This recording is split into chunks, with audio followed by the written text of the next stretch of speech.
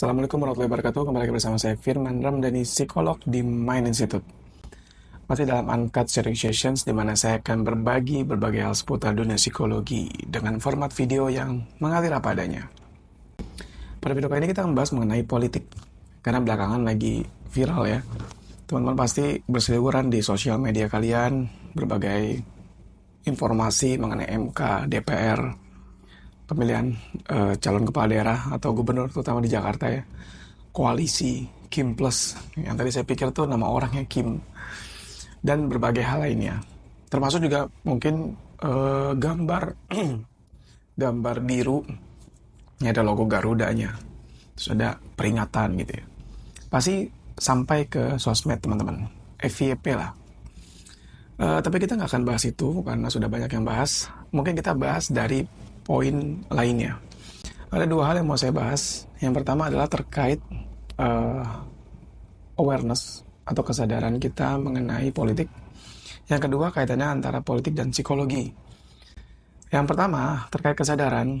Ini dua topik ini saling terkait. Tapi kita mulai dari kesadaran dulu ya.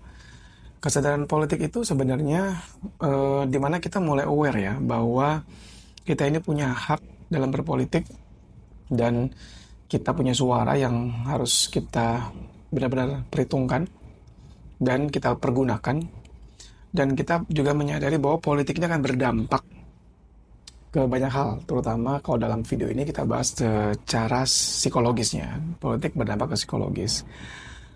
Kesadaran politik itu bisa sangat bervariasi di setiap orang. Ada journey-nya masing-masing, ada perjalanannya masing-masing. Ada yang mungkin tumbuh pada saat remaja, sudah mulai aware gitu ya. Ada yang nanti pada saat usia 30-an, ada yang mungkin usia 20-an, atau nanti pada saat dia usia 40-an. Intinya akan sangat berbeda. Tapi kalau kita tarik secara starting point, itu kan sebenarnya pada saat 17 tahun ya.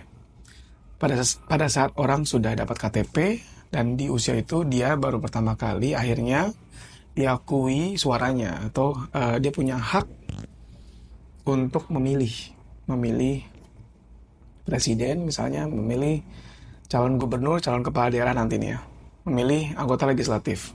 Tapi memang di usia segitu nggak semuanya juga aware. Ada yang sebodoh amat gitu ya, ada yang apatis, ada yang benar-benar ngasal, ada yang benar-benar aware banget. Banyak faktor menurut saya. Mungkin yang pertama adalah faktor memang tidak dapat informasinya gitu, tidak dapat beritanya, tidak dapat inputnya gitu ya. Jadi inputnya ini belum dapat nih, jadi gimana mau aware kalau inputnya aja nggak ada. Mungkin dia tinggal di daerah tertentu yang memang minim koneksi di sana, minim informasi, atau mungkin dia sosioekonominya mungkin menengah ke bawah, mungkin yang akhirnya tidak tertarik atau memang tidak terpapar dengan isu-isu itu gitu ya. Jadi inputnya nggak ada. Yang kedua memang tidak ini masih dengan input juga, tapi ini lebih dalam. Tidak terinfo, tidak teranalisis gitu ya, terkait efek dari politik.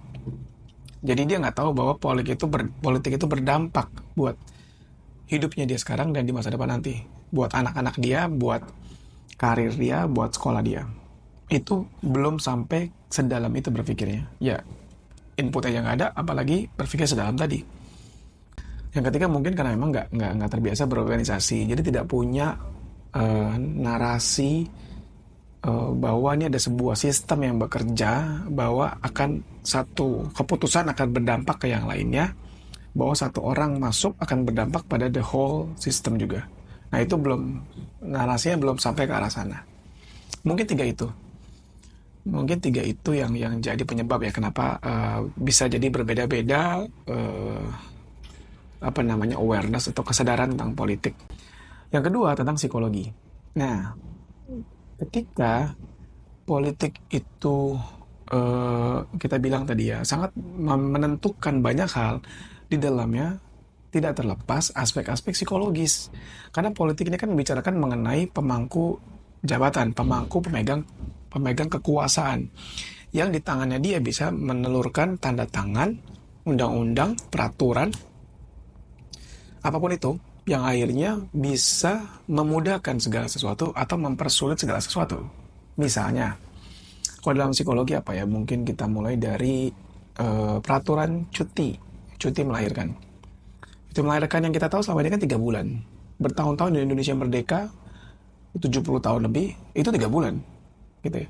Dan baru belakangan ada wacana jadi 6 bulan dan setahu saya sih udah disahkan ya. Kalau belum, coba komentar ya. Tapi itu pun syarat dan ketentuan berlaku. Ya, nggak? Padahal kita tahu persis eh, ibu yang melahirkan, hamil dan melahirkan itu adalah periode sensitif. Jadi kalau kita mau punya generasi yang emas nih ya, atau generasi yang atau kalau kita, Pak Jokowi pernah bilang revolusi mental, itu nggak muluk-muluk, mulainya dari ibu yang mengandung dan melahirkan, mulainya dari situ.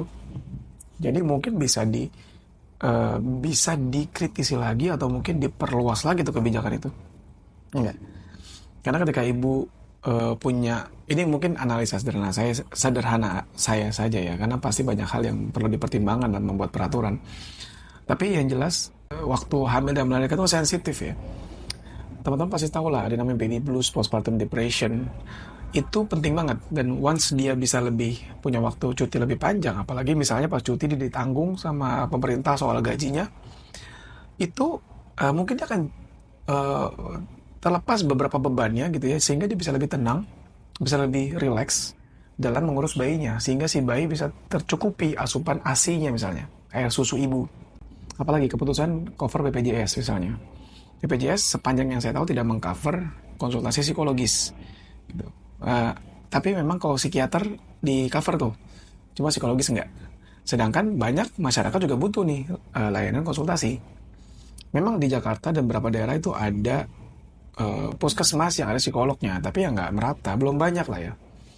Untuk layanan yang murah bisa di puskesmas, ya. Tapi sekali lagi belum banyak. Ya. Jadi alangkah signifikannya kalau itu bisa diadakan di dalam peraturan BPJS gitu ya. Atau hal yang lainnya, misalnya judi, peraturan terkait mungkin judi online ya, terus peraturan terkait pornografi, game, atau adiksi yang lainnya, peraturan terkait guru, karena kalau kita ngomongin mental health pasti ada aspek personality atau karakter di situ juga, ada aspek edukasi di situ juga yang didapat dari sekolah nih, tidak terlepas dari situ. Jadi kalau misalnya kita berharap siswa-siswa ini dapat karakter yang bagus, tentunya kan dari guru yang bagus ya enggak. Dan guru yang bagus itu sulit sekali kalau misalnya dia sendiri tidak terpenuhi secara ekonomi misalnya. Dia masih tegang, masih cemas terhadap hidupnya, gimana dia bisa membantu anak-anaknya gitu ya. Karena transfer knowledge itu gampang, transfer karakter yang susah. Sedangkan kan yang kita harapkan kan transfer karakter ya. Kalau knowledge tinggal tanya ChatGPT atau Google. Atau banyak lagi keputusan lainnya. Misalnya kalau dari tadi cuti ya, mungkin juga bisa dimasukkan gimana suami juga dicutiin tuh supaya bisa ngedukung si ibunya, mendukung si istrinya untuk proses menyusui misalnya, atau proses recovery pasca melahirkan, atau hal-hal lain yang sebenarnya sangat-sangat terkait, misalnya hotline suicide yang mungkin sekarang udah ada ya, atau terkait edukasi di masyarakat awam, terkait parenting, terkait bagaimana pola asuh yang efektif, terkait makanan yang gula, kan apa yang kalian makan akan ngaruh ke mood juga, ke psikologis juga, dan banyak hal lainnya. Itu bisa selesai, banyak yang bisa diselesaikan dalam level kebijakan. Yes, semoga kita doakan pemerintah yang berikutnya bisa lebih aware sama mental health, sama psikologis, dan dengan banyak kebijakan-kebijakan yang pro terhadap mental health kita.